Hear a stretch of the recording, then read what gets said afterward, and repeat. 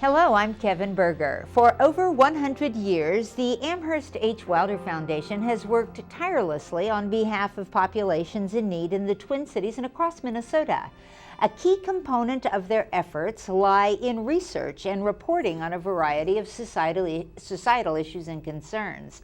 Dr. Paul Mattessich is Executive Director of Wilder Research and joins us to talk about their work and its connections. Thanks for joining us, sir. Well, thank you. Hi. Why is research so important for the work that you do? Well, it's important for a few reasons. One is that to deal effectively with issues in the community, we need good, sound data on what's happening. And one of the things Wilder Research does is to identify community trends, measure the quality of life, make that information available to people who can use it. Another reason why research is important is that to make wise investments in the community, to do as well as we can for people in need, or really for everybody who's living here in the Twin Cities and Minnesota, we need to understand what works. So Wilder Research studies the effectiveness of programs. And then maybe the government or foundations or other organizations, they know where to spend their dollars to be helpful. That's right. All of those organizations can spend their money more wisely because they have sound data. It's not based on, I feel like these people could benefit from that. It's based in research instead. That's right. It's well grounded.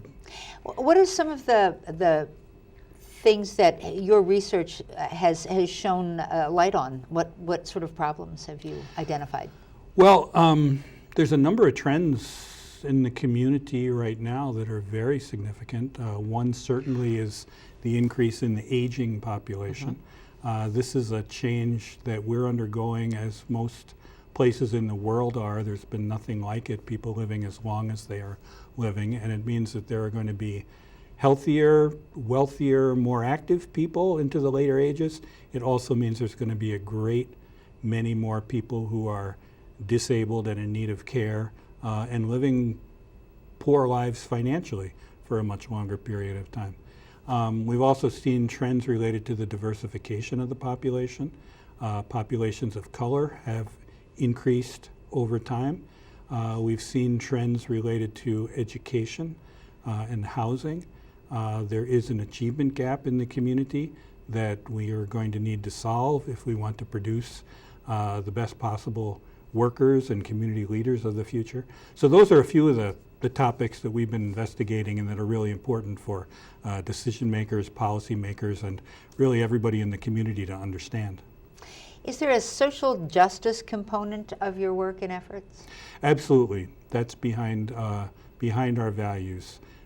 Even though as researchers, of course, we have to do our work objectively, the reason we do that is with a real passion for wanting to improve the quality of life and for wanting to do that in a way that is just for all people.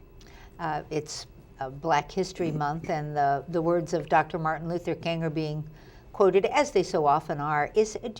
Are you still influenced? Is your organization still influenced by those efforts?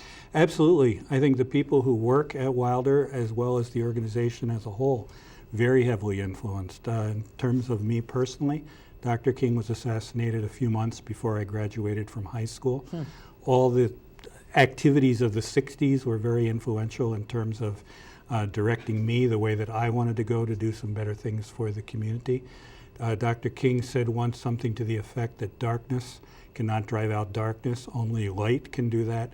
And we hope that the work that we do at Wilder Research sheds light on community issues and really helps to guide us in a socially just direction. Thank you so much for sharing your work with us today. If you want to know more about the Amherst Wilder Foundation, here's their website. Thanks for watching.